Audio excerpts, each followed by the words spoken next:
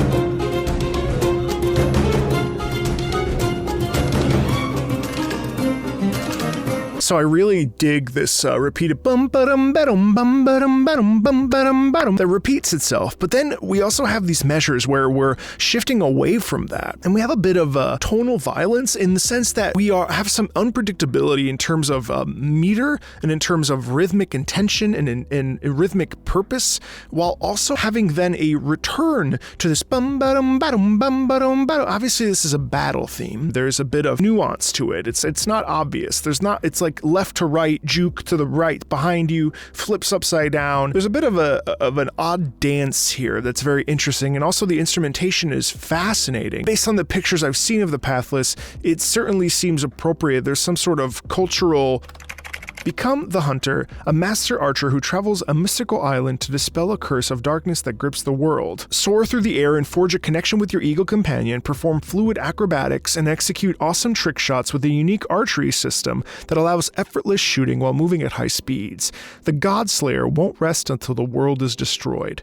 Your bond with your eagle and the fate of the world hang in the balance. Okay, I understand what this game is about. It's beautiful. Let me keep listening to this.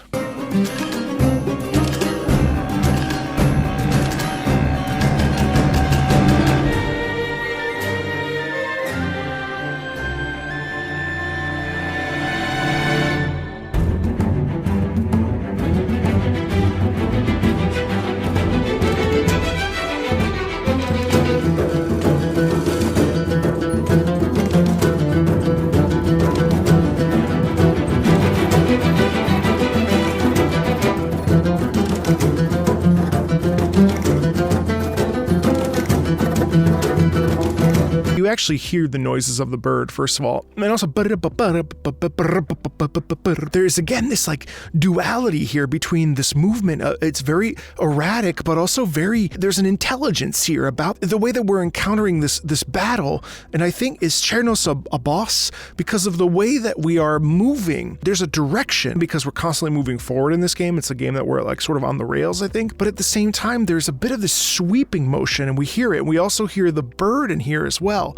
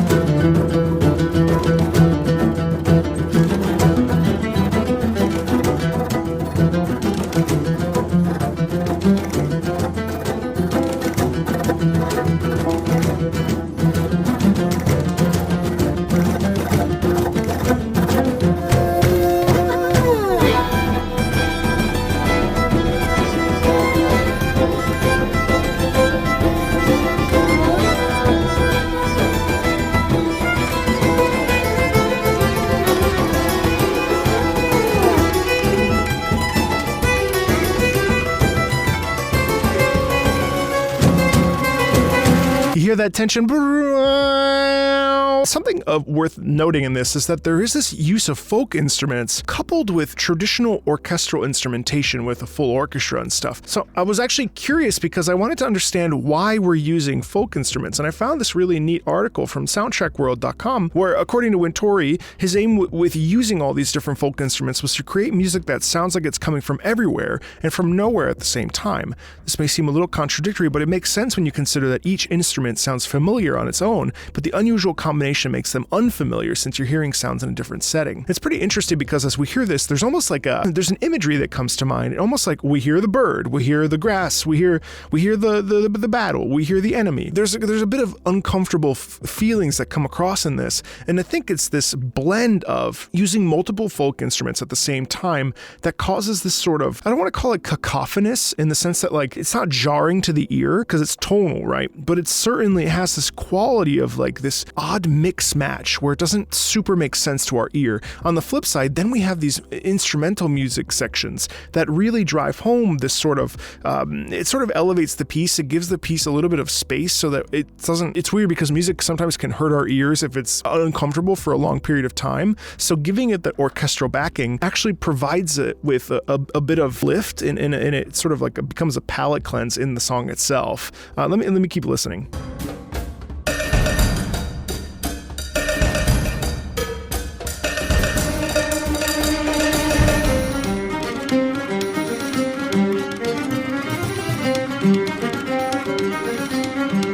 So we actually have multiple rhythms. Right, we got that one rhythm. Then underneath you go in the drum. See if you can listen.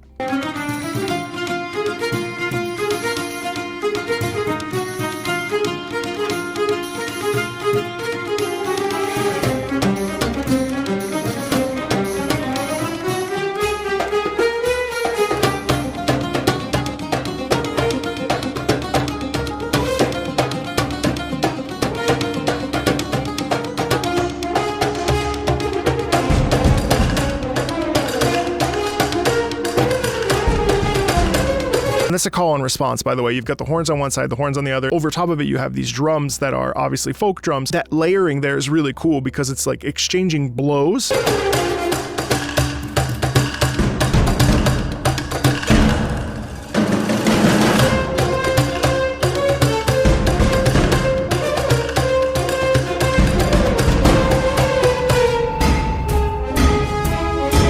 Oh, are those French horns, by the way? Because if so, that's some sick French horn playing. French horn's really difficult. That was incredible.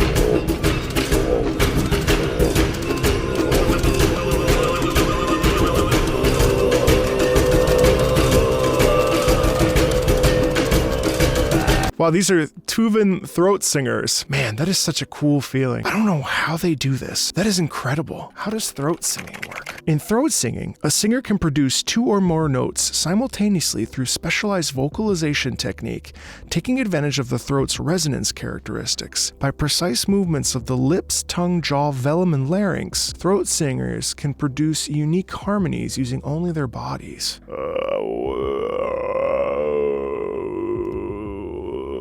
Let's see. How to throat sing. Throat singing. Relax your jaw and lips. Make an R or L sound around the tip of the tongue. Sing a comfortably low bass note. Ooh. Then do R and move your tongue back and forth.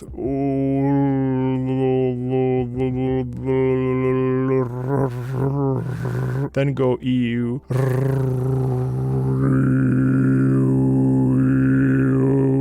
Am I doing it? Holy shit.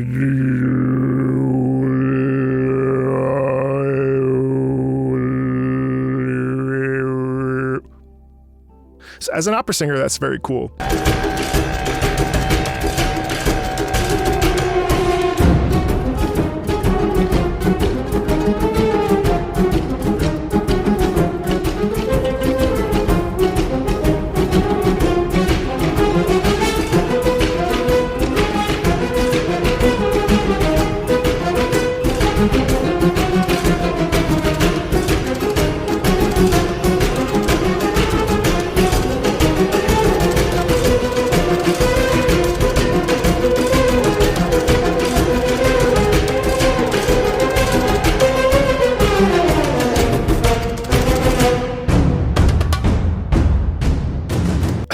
much movement here. We have this call and response, right? As we ascend, we get louder, and then now we're in a different thing, and it's all over the place, rhythmically, metrically. The meter is completely different.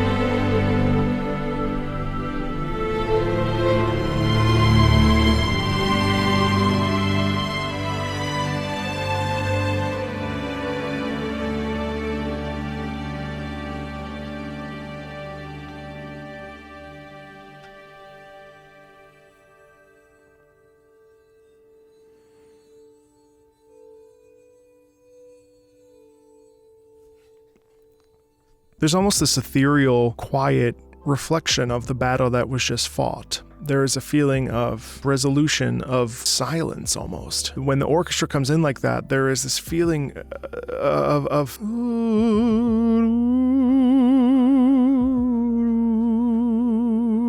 it's over. Just really powerful after this sort of cacophonous, tumultuous piece of music. To have some resolution there, it feels really nice. To have something that we're familiar with and that we know and we understand, away from the folk instruments. Really effective. As always, if you like this sort of stuff, feel free to like, subscribe. There's links in the About section if you want to support the channel, and I'll see you in the next video.